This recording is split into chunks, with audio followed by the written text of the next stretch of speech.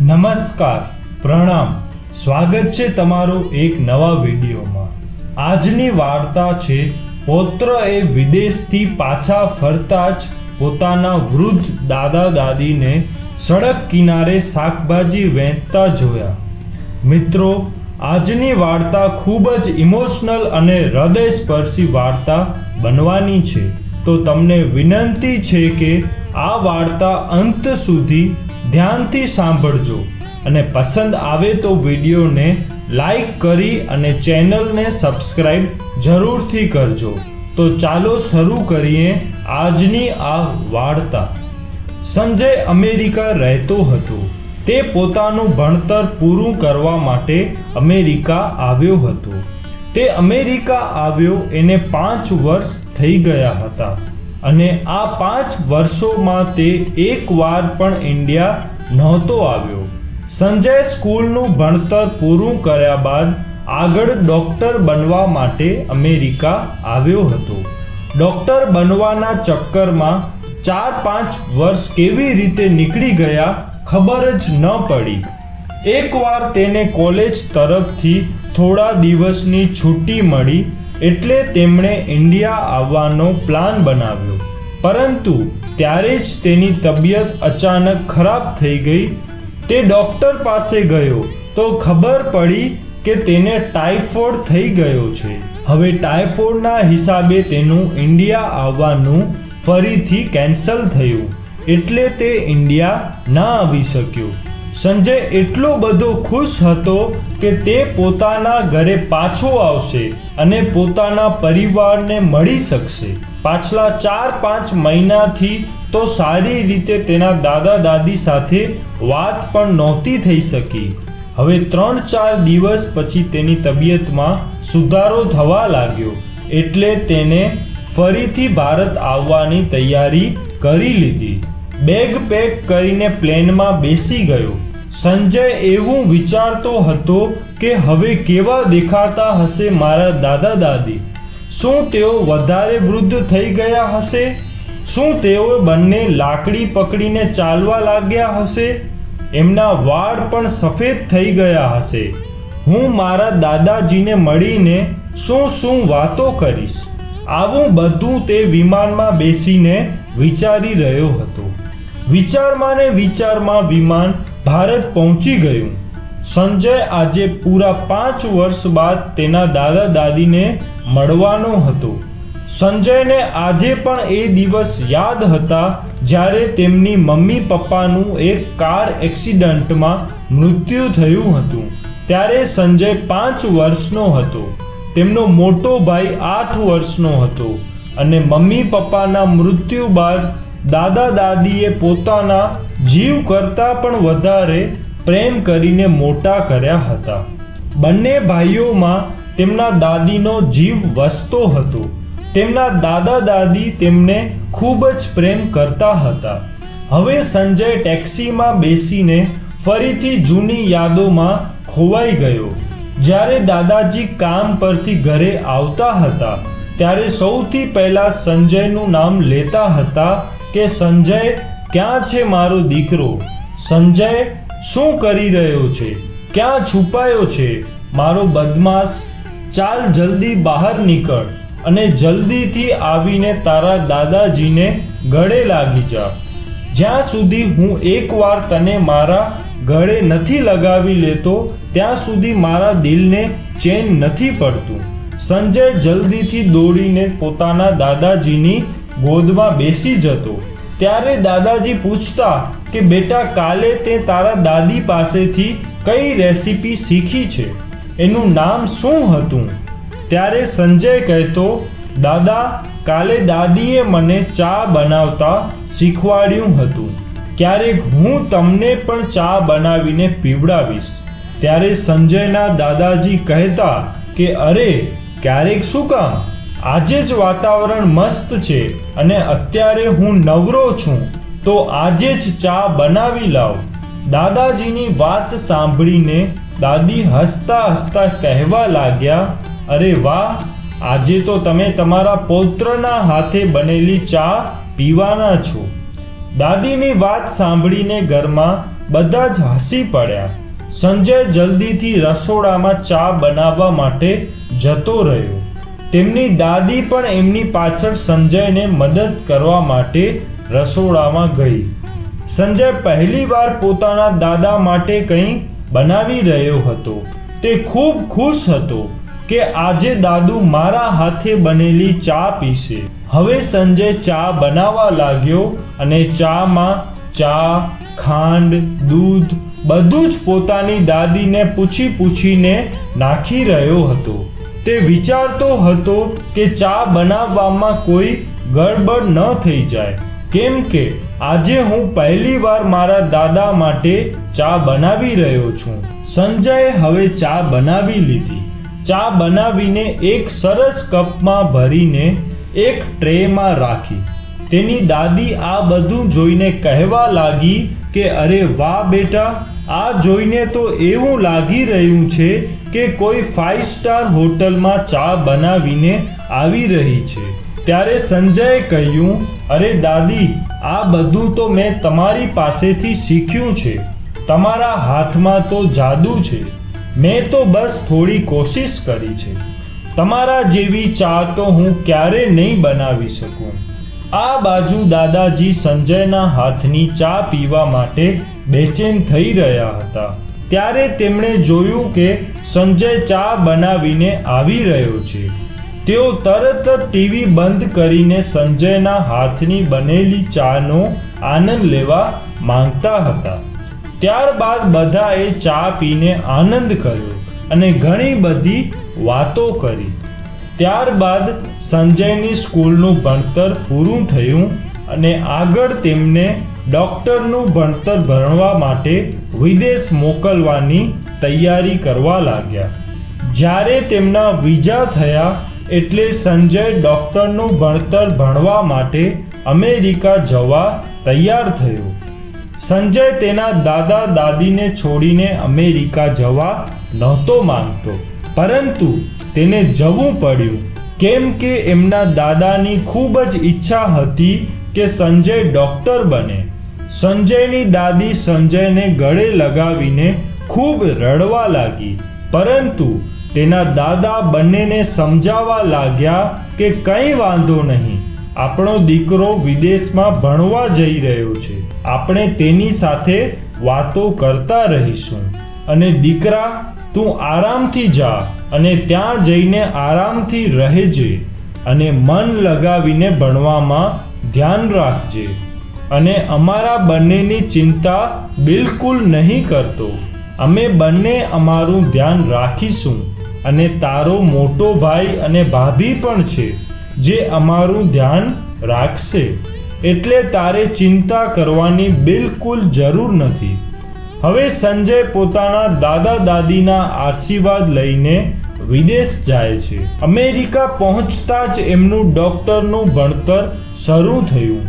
2-3 મહિના સુધી સંજયને એમના દાદા દાદી સાથે વાત નહોતી થઈ શકી, કેમ કે જ્યારે તે ઘરે ફોન કરતો હતો ત્યારે ભાઈ અને ભાભી ફોન ઉઠાવતા હતા અને જ્યારે તેમને કહેતો કે દાદા દાદી સાથે વાત કરાવો તો એ લોકો એવું કહીને વાત ટાળી દેતા હતા કે દાદા દાદી અત્યારે ઘરે નથી, અને ક્યારેક એવું કહેતા કે દાદા દાદી મંદિરમાં ગયા છે. તેઓ કોઈને કોઈ બહાનું કાઢીને દાદા દાદી સાથે વાત નહોતા કરાવી રહ્યા. પરંતુ સંજયે જ્યારે ભારપૂર્વક કહ્યું કે મારે આજે મારા દાદા દાદી સાથે વાત કરવી જ છે, તેઓ ગમે ત્યાં હોય ત્યાંથી બોલાવીને લાવો, ત્યારે ભાભી કહેવા લાગી કે દાદા દાદી આજે 4 ધામની યાત્રા કરવા ગયા છે. આપણા મોહલ્લાના તમામ લોકો 4 ધામની યાત્રામાં જઈ રહ્યા હતા, તો તેઓ પણ તેમની સાથે ગયા છે. અને ભાભી એવું કહેતા કે તમે દાદા દાદીની ચિંતા ન કરો, અમે એનું ધ્યાન રાખીએ છીએ અને તેઓ એકદમ ઠીક છે. પરંતુ સંજયને કંઈક અજુગતું લાગતું હતું. ત્યારે જ ટેક્સીવાળાએ અવાજ આપ્યો કે સાહેબ, અને સંજય પોતાના વિચારોમાંથી બહાર આવ્યો. અને ત્યારે જ સંજયે રસ્તામાં એક કેકની દુકાન જોઈ. એટલે સંજયે ટેક્સી રોકાવી અને કહ્યું કે ભાઈ, તમે થોડી વાર અહીં ઊભા રહેજો.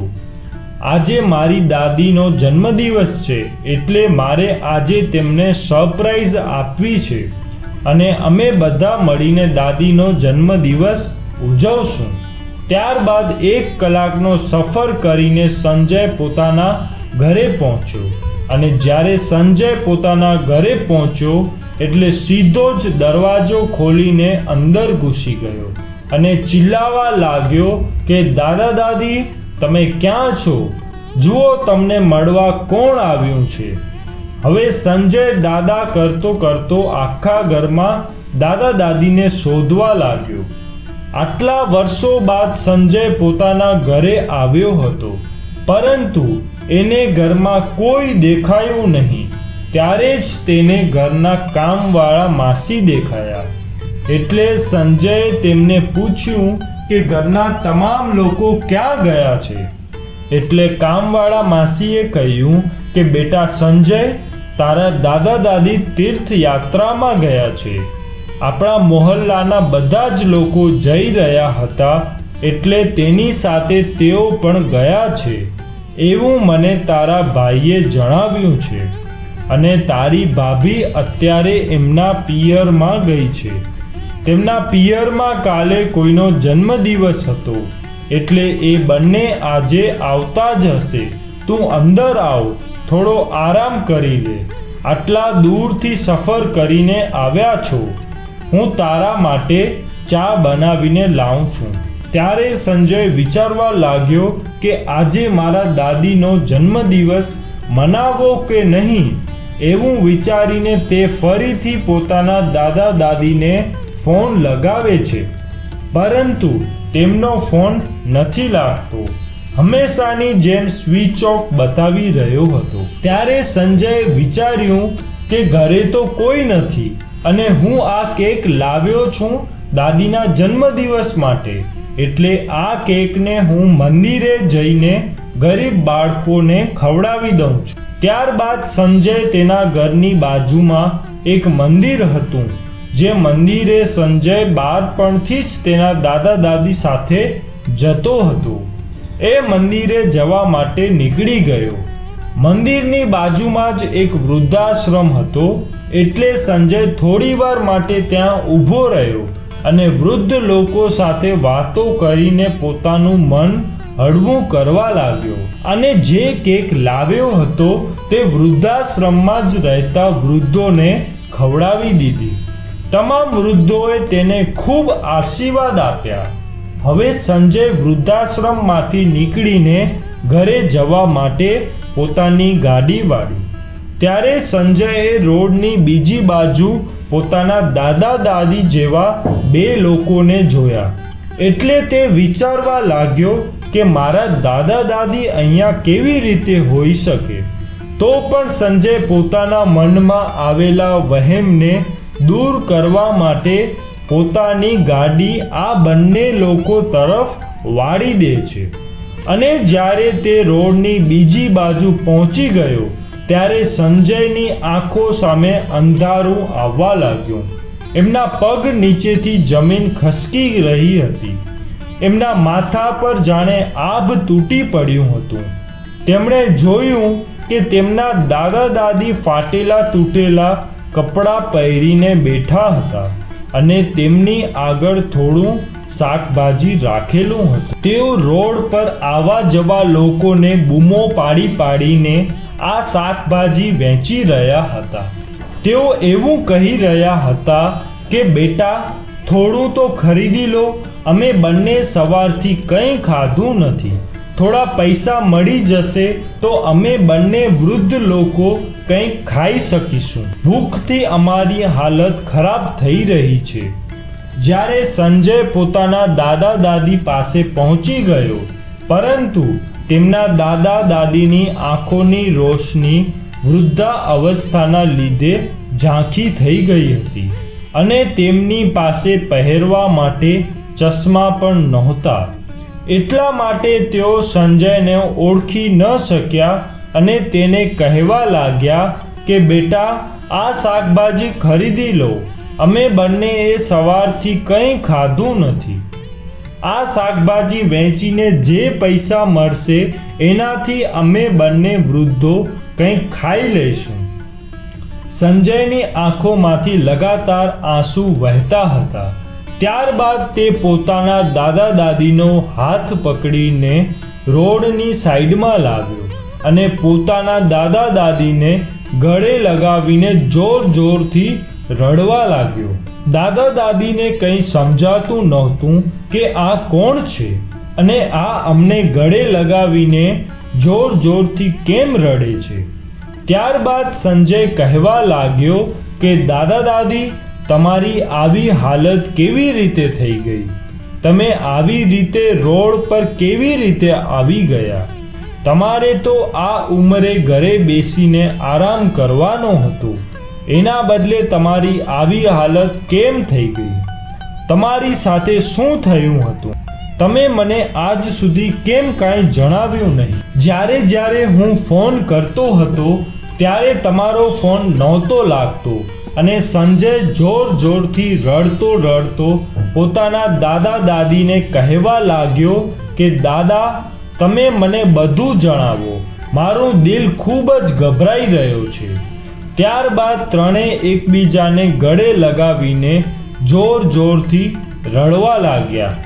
થોડી વાર બાદ સંજય સૌથી પહેલા પોતાના દાદા દાદીના હાથ પગ ધોવડાવી અને તેમના માટે ખાવાનું લાવ્યો અને તેમને ખાવાનું ખવડાવી ત્યારબાદ ગાડીમાં બેસાડીને આરામથી પૂછવા લાગ્યો કે હવે તમે બતાવો કે તમારી આવી હાલત કેવી રીતે થઈ ગઈ. ત્યારે સંજયના દાદી કહેવા લાગ્યા, બેટા, તું વિદેશ ગયો, ત્યારબાદ તારા મોટા ભાઈ અને ભાભીનું રૂપ બદલાઈ ગયું હતું. તેઓ અમારી સાથે ખૂબ જ દુર્વ્યવહાર કરવા લાગ્યા હતા. તેઓ અમારી સાથે ખૂબ ખરાબ વર્તન કરતા હતા. તેઓ અમારી સાથે વાત પણ નહોતા કરતા અને તારી ભાભીએ તો અમને બંનેને ઘરના નોકર બનાવી દીધા હતા. તે અમારી પાસે આખો દિવસ ઘરનું કામ કરાવતી હતી અને ખુદ આખો દિવસ ટીવી સામે સોફા પર બેસી રહેતી. તે ઘરનું બધું કામ મારી પાસે કરાવતી અને બહારનું કામ તારા દાદાજી પાસે કરાવતી હતી.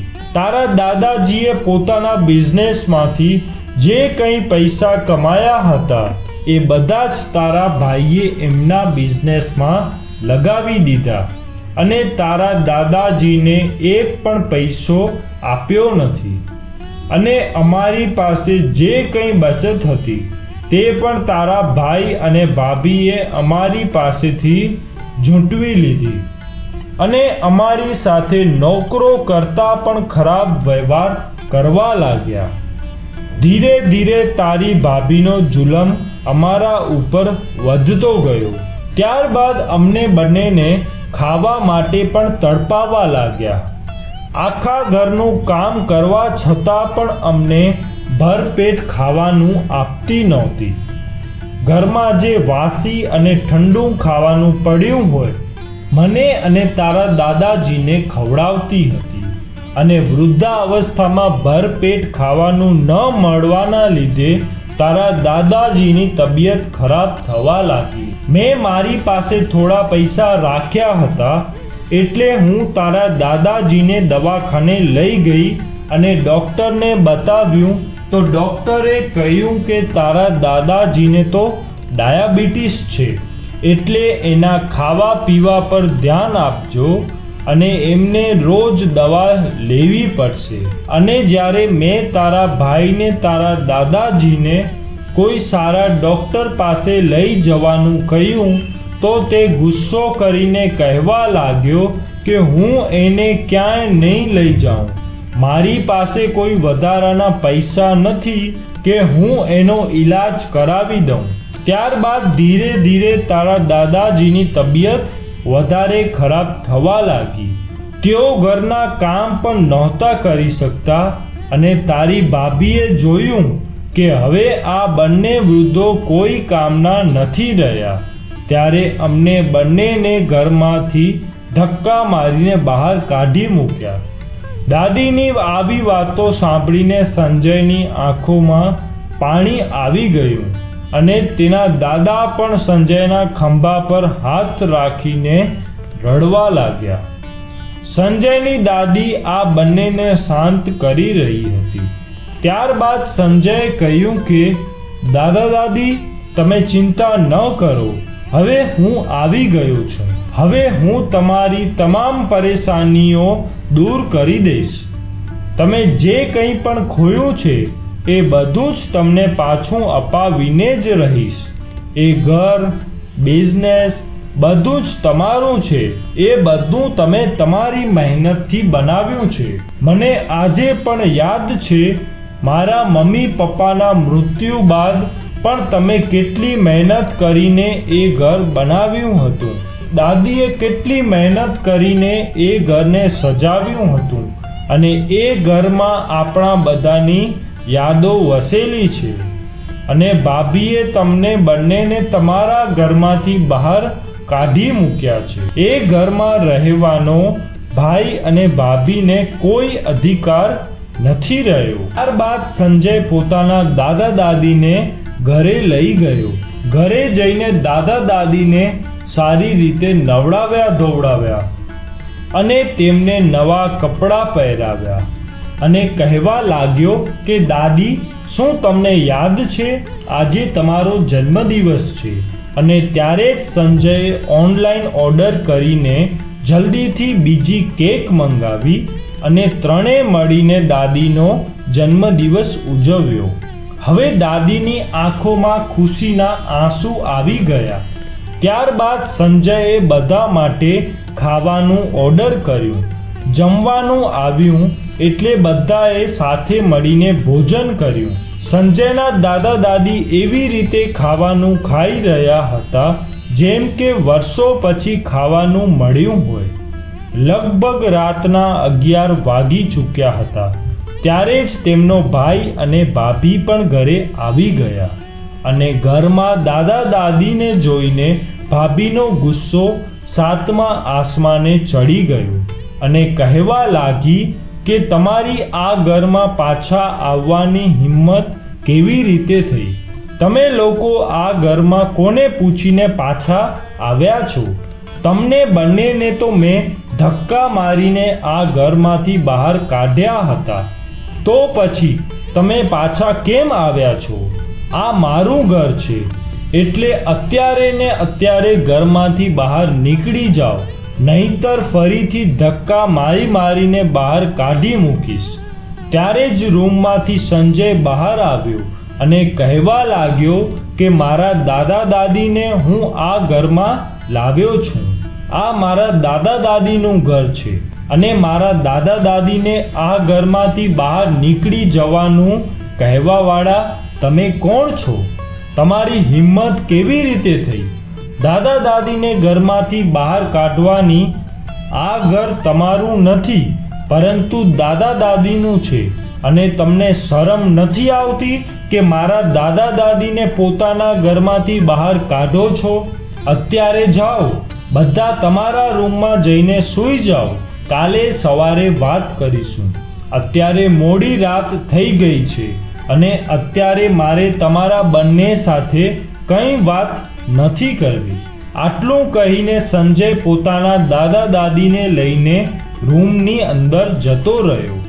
બીજા દિવસે સંજય કોર્ટમાં ગયો અને એક વકીલ પાસે લીગલ નોટિસ તૈયાર કરાવી, જેમાં લખ્યું હતું કે 24 કલાકની અંદર ભાઈ અને ભાભીએ દાદાજીને એમનું ઘર ખાલી કરી આપવું પડશે અને સાથે જ પોલીસ સ્ટેશને જઈને ભાઈ અને ભાભી વિરુદ્ધ રિપોર્ટ પણ લખાવી દીધો. દાદા દાદીને એમના ઘરમાંથી બહાર કાઢવા માટે, તેમની સાથે ખરાબ વ્યવહાર કરવા માટે અને દાદા દાદીના પૈસા હડપ કરી લેવાના આરોપ સાથે આ નોટિસ ભાઈ અને ભાભીને મળી. એટલે તેઓ ગભરાઈ ગયા કે હવે શું થશે. તેઓ તરત જ દાદા દાદી પાસે જઈને તેમના પગમાં પડી ગયા અને માફી માંગવા લાગ્યા કે અમને માફ કરી દો, અમારાથી ખૂબ મોટી ભૂલ થઈ ગઈ છે. હવે આપણે બધા લોકો સાથે મળીને રહીશું. હવે અમે લોકો તમને ઘરની બહાર નહીં કાઢીએ. ત્યારે સંજય ગુસ્સો કરીને કહેવા લાગ્યો કે તમે શું મારા દાદા દાદીને ઘરમાંથી બહાર કાઢશો, પરંતુ તેઓ ખુદ તમને આ ઘરમાંથી બહાર કાઢવાના છે. તમે કોણ છો જે આ ઘરમાં રહો છો? જલ્દીથી જલ્દી આ ઘરને ખાલી કરીને નીકળી જાઓ. ત્યારે ભાઈ અને ભાભી બંને હાથ જોડીને માફી માંગવા લાગ્યા, આજીજી કરવા લાગ્યા. પરંતુ દાદાજી તેમના પૌત્ર અને વહુના ત્રાસથી ખૂબ જ દુઃખી થયા હતા. તેમણે તેમને માફ નહોતું કર્યું, એટલે તેમણે પણ ભાઈ ભાભીને ઘરમાંથી બહાર જતા રોક્યા નહીં.